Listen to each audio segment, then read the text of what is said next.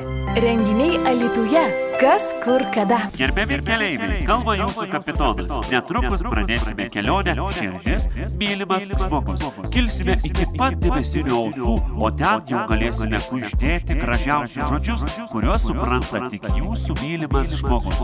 Oras, nors ir itin lietingas bei debesuotas, kai kur tirštas rūkas, bet palankus skrydžiui. Tad prašome prisisegti širdies saugos diržus.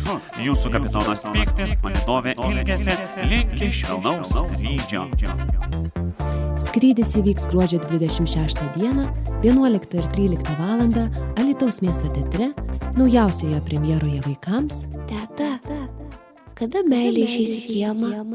Labadiena, brangus FM 99 klausytojai, studijoje prie mikrofono Eglė ir kadagi ta meilė išeis į kiemą, mes tikrai sužinosime šiandien, nes radijo studijoje vieši svečiai iš Alytaus miesto teatro. Aš nekantrauju pasisveikinti su naujo spektaklio vaikams komanda, tai režisierė Andra Kavaliauskaitė. Labadiena, Andra. Sveiki. Labai malonu matyti radijo studijoje. Taip pat aktoriai Lija Maknavičiūtė ir Vincas Vaičiulis. Labadiena. Labadiena. Labadiena. Kaip jūs dabar, Lija ir Vincai, vadinti turėtume, kai atkeliausime į spektaklį? Kas jūs spektaklį esate? Aš esu Liucė Jausmė. Aš tai esu Piktis. Įvardinčiau taip. Aišku. Aš žinau, kad mes dar prieš eterį kalbėjome, kad yra dar vienas aktorius, kurio šiaip nematyti, ar ne, apie kurį bus galima kalbėti. Tai ponas Drakonas, o aš būsiu Ilgesė. Aha, na tai va, tai tiek daug visokių dalykų. Ir mes štai ką tik galėjome girdėti radijo, tokį anonsą spektaklio, kuris vadinasi Teta, kada meilė išeis į kiemą. Ir ten visokių jausmų ir galėjome išgirsti. Ir tas klausimas, Teta, kada meilė išeis į kiemą, mes paprastai vaikystėje, jeigu skaitom, Teta, kada ten kokia Neringa išeis į kiemą ar Karolina. Andra, prašau papasakoti, kaip kilo idėja pakviesti meilę į kiemą? Kažkaip bendraujant su vaikais, kilo tokia mintis, kad iš tikrųjų kartais kviečiam ne tik draugus, bet ir jausmus, kurių mums kartais stinga, ko mes ilgimės. Ir vienas iš tų jausmų, kuriuos jie man įvardino, tai buvo būtent meilė. Aš tada labai nustebau. Ir viena mergaitė pasakė, kad kai atsirado brolis šeimoje, meilės pasidarė mažiau, o paskui visai jos neliko. Ir aš taip, ar tikrai taip galėjo būti? Ir bekalbant supranti, kad kai atsiveria vaikas, jis pradeda pasakoti ir pats net nejučia atskleidžia, kad toje šeimoje tos meilės iš tikrųjų yra labai daug, tik ją pastebėti ne taip jau paprasta, kai į šeimą atkeliauja mažylis ir dėmesys kartais nukeliauja jam. Kas natūralu atrodytų, ar ne? Taip. Bet vaikui kaip sunku tai suprasti, suvokti, pasidalinti tą meilę, ar ne? O mūsų pagrindiniai herojai susidubliuoja du įvykiai, kuomet netenka senelio ir į namus atkeliauja brolis. Ir suaugę žmonės kartais sako, kad vienas iškeliauja, kitas atkeliauja. Ir mergaitė pasidarė tokią savo filosofinę mintį, kad turbūt gandras atnešė brolį, paliko, pasiėmė senelį ir išskrido. Reikia susirasti tą gandrą ir pasakyti, kad viską sugrąžintų atgal. Ir mergaitė iš tikrųjų labai ilgisi senelio ir kadangi jai stinga pokalbių tiek su juo, tiek apie jį, tarsi visi užmiršta, nors atrodo tik tai metai praėję, ji pradeda ir pati tylėti, kol pasirodo Ilgesė ir Piktis, kurie labiausiai veikia tuo metu jos viduje, kad jai parodytų per prisiminimus nuostabius apie ypatingo grožio senelį ir kad parodytų, kad vis tik tai meilė niekur neišėjo, ją tik reikia pasikviesti, ji visada yra greta ir reikia leisti savo ją pamatyti ir kad iš tikrųjų atėjęs broliukas į šeimą nieko blogo nepadarė ir kad jai taip pat reikėtų pasižiūrėti, ar tikrai tos meilės nėra, ar tikrai mama ir tėtis nemyli ir tada personažai mūsų jausmai parodo, kad ir to yra kiekvieną dieną, ir to ir tada mergaitė pajunta, kad iš tikrųjų gal pats metas pasakyti, meilė, kada išeis į kiemą, nes aš tavęs jau labai labai laukiu.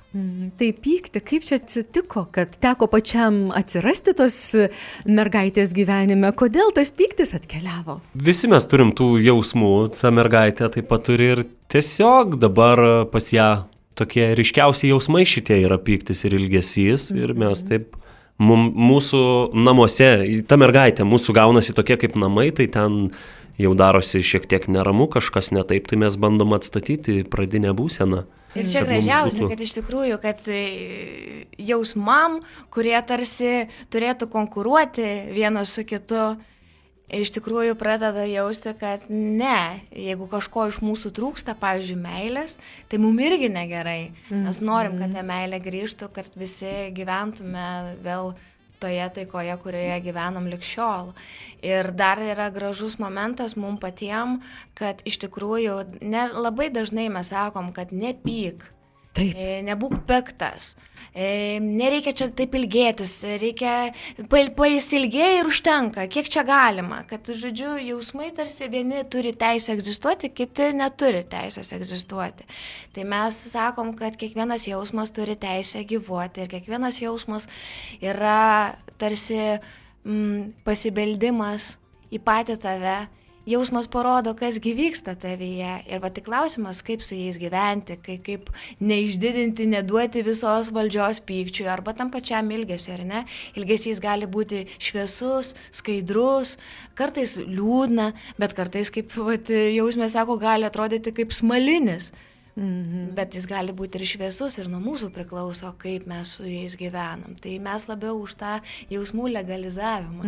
Jausme, pasidalinkite, prašau, tas smalinis jausmas. Jeigu įmanoma, gal ir sugrįžti į pačios vaikystę. Tie jausmai tokie, kurie atgimsta vėl kaip ir vaiko širdelį, ar ne? Ir jumyse taip pat irgi. Smalinis jausmas man asocijuojasi su mano sodu, mano močiute, mano seneliu, taipogi obuoliai, žaidynėmis, su gumyte, su kamaliu, šansas buvo toks žaidimas. Tai man yra meilė, va, ta erdvė vasara, kai karšta, kai tu nereikia ruoštis pamokom, gali žaisti su kiemo draugais, su seneliais. Tai man ta jausmė liucė, jausmė yra tokia man artima, tokia aš grįžusi kiekvieną kartą po repeticijos suvokiau, kaip mano mergaitė po truputėlį auga ir didėja, nes mes dažnai paskęstam savo rutinoje, savo tokiam išgyvenimuose, o šis spektaklis man leidžia pabūti būtent tuo vaiku tikru, nuoširdžiu, atviru, didžiom akim stebinčių pasaulį ir stengiantis išbūti tą gedėjimą, sakykime, tą liūdną periodą ir ieškojimą tos išeities, tos meilės. Ir man taip gražu, kad pyktis ir ilgesė, jie nekonkuruoja, jie nesipriešina vienas kitam, o jie kaip tik ieško rakto, kaip atverti būtent tą širdį, kaip atverti tą kelią į meilę. Ir tas procesas, tas ėjimas, kad aš galiu jausti ir pykti, galiu jausti ir liūdesį, galiu ir verkti, tai man leidžia jaustis pilnatvę jausti. Ir dar kas labai svarbu, kad jie pažadina joje ir džiugesį, ir tą begalinį, kaip įvardinti tą jausmą, kur iš tikrųjų nepaprastai gera prisiminti tai, kas buvo gražu ir tau nebeliūdna, tau nepaprastai gera. Ir iš tikrųjų jausmė turėjo nepaprastai ypatingą senelį, kurio jį laukdavo visus 9 mėnesius, kad 2 mėnesius galėtų praleisti vasarą. Ir jie dviese dainuodavo laukams, mergaitės kusdavo seneliui barzdą. Senelį, nuostabiausiai pasako, kaip senelis jos laukdavo ilgiausiai 10 km nuvažiavęs iki autobusų stotelės, valandą laukdavo jos ir ne dėl to, kad jisai nežinodavo kiek laiko, o jam tiesiog labai būdavo gera tiesiog jos laukti, kaip jis niekada nebėgdavo pamatęs autobusą iki jos, bet ne dėl to, kad bėgti nemokėjo, o dėl to, kad turbūt laikydavo ilgesio ašaras, nežinojo, kad jeigu jisai tik bėgs pas ją, tai jos pradės riedėti ir ta jų bičiulystė yra nepaprasto grožio, lygiai taip pat programos ruošimas vasarą kalėdų seneliui, blynų širdelinių kepimas kiekvieną rytą, sportavimas kiekvieną rytą kartu, ir pokštavimas, humoro jausmas ir supranti, kad pamatęs tą senelio vaizdą ir jausmės vaizdą, jeigu tai būtų nuotraukos, tai ko gero net per nuotraukas galėtum atpažinti, kad tai yra mini kopija senelio.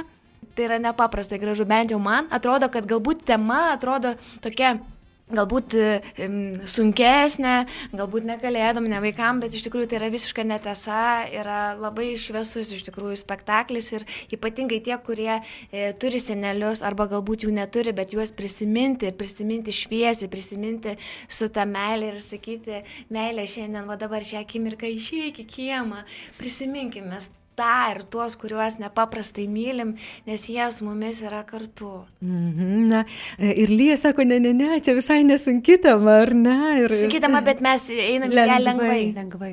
Kiek reikėjo šiam spektakliui specialiai ruoštis, o kiek tiesiog atgaivinti savyje tą vaiką?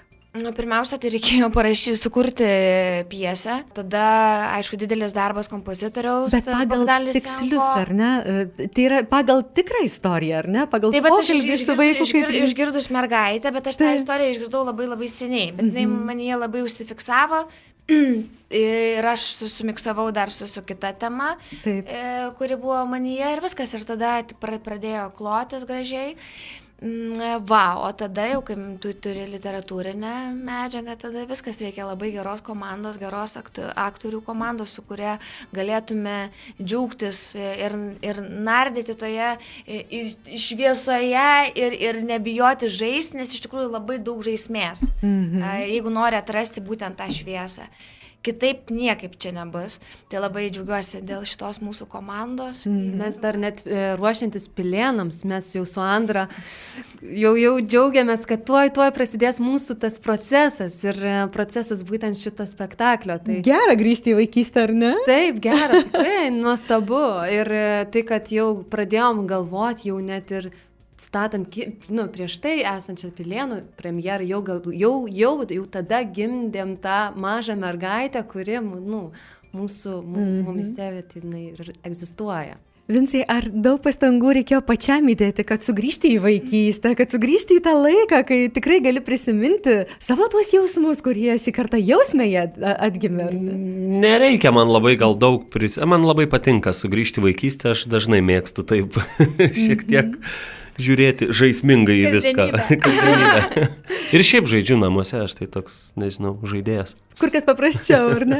Aš taip klausydama jūsų suprantu, kad atėję vaikai į spektaklį, o ir ne tik vaikai, tikrai galės labai daug savo galbūt klausimų atsakyti kylančių, ar ne? Manau, kad galbūt neatsakyti, o galbūt kaip tik juos sujudinti ir galbūt čia net ne klausimai kilus, o labiau ko gero tų durelių praverimas, tų durelių, kurios galbūt šiek tiek yra užvertos arba labai užvertos.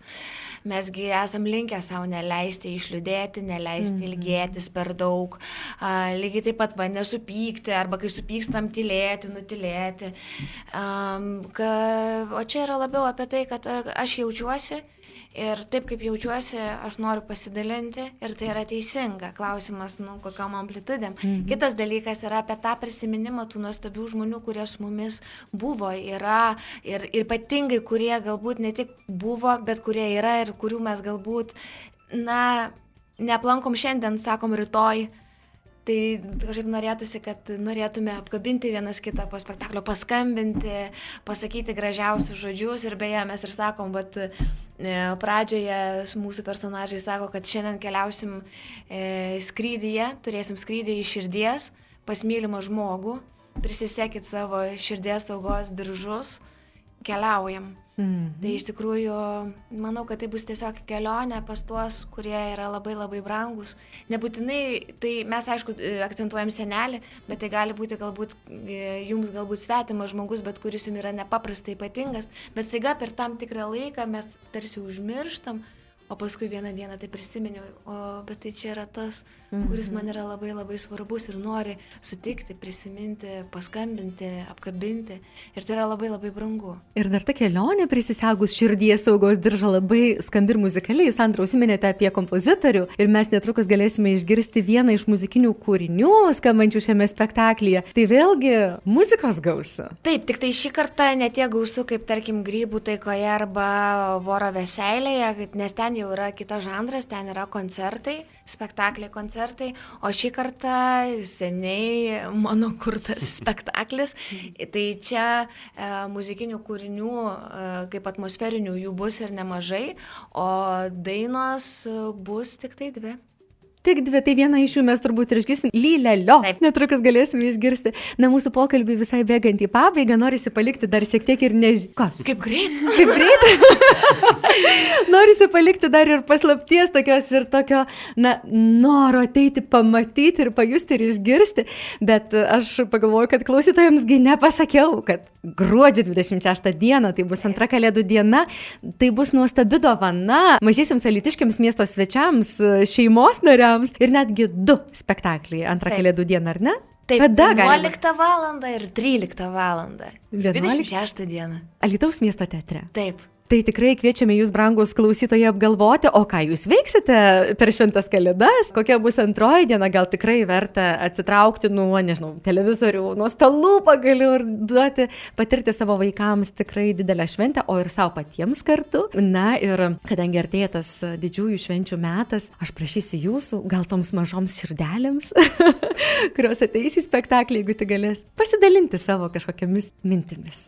Aš noriu palinkėti mažiesiems ir didiesiems, visi mes esam viduje mažieji, tai noriu palinkėti tokių tiesiog šiltų švenčių ir iš tikrųjų nepamiršti savo artimųjų, kažkokių brangių žmonių, atsiminti, kad jeigu jau ir nebeturim, tarkime, savo tarpę, tai visada juos prisiminti ir ne per tokį jau, aišku, reikia kartais paliūdėti, bet prisiminti, o kasgi gera buvo tenai. Tai va to linkiu. Aš tai turbūt tradiciškai norėčiau visiems mums palinkėti šviesos, kiek įmanoma daugiau vienas kitam atverstų širdžių, akių ir dar norėčiau paprašyti neišsigąsti temos kaip visada, bet žinoti irgi, kad spektaklis nėra vakarėlis, nėra popkornai, tai yra iš tikrųjų spektaklis, tikra to žodžio prasme, kur beprotiškai tikra to žodžio prasme laukiame visų, kad būtų kartu gera tame skrydėje, o jis tikrai bus geras.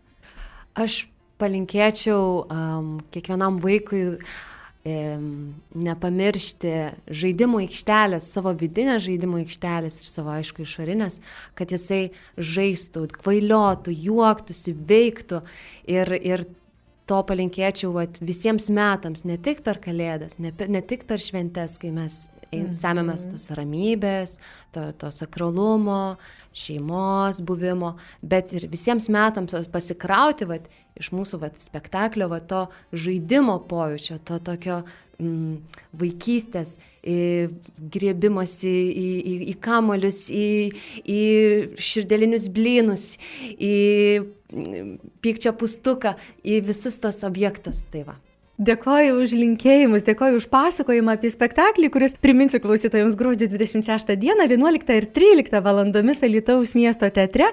Aš jums taip pat linkiu nuostabiai gražių šventų Kalėdų, jaukių kūčių, puikių naujųjų metų, daug susitikimų su savo gerbėjais, su spektaklių mylėtojais, su tai žmonėmis, kurie ateis jūsų kūryboje atrasti savęs, ar ne? Atrasti savo kažkokių jausmų. Ačiū, kad šiandien apsilankėte. Iki valandos. Gražių švenčių. Gražių. Na, jums, klausytojai, priminsiu, FM99 svečiai šiandien atkeliavo iš Alytaus miesto teatro, tai režisierė ir aktorė Andra Kavaliauskaitė, taip pat aktoriai Lija Maknavičiūtė ir Vincas Vaičiulis. Lylelio, pro langelį kišo ūsai, lylelio, kas ten sėdi, kas vairuoja, kas tenai užsimojuoja, lylelio.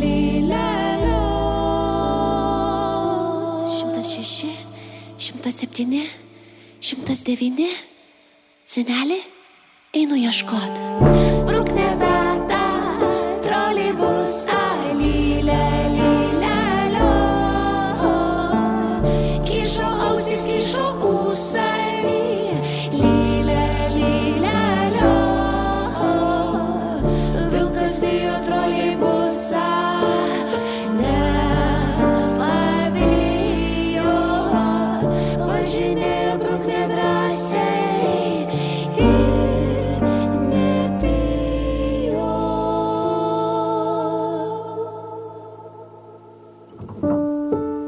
Rieda bruknės troleibusas lylelio, važinės į Kauno pusę lylelio. Renginiai Alytuje. Kas, kur, kada.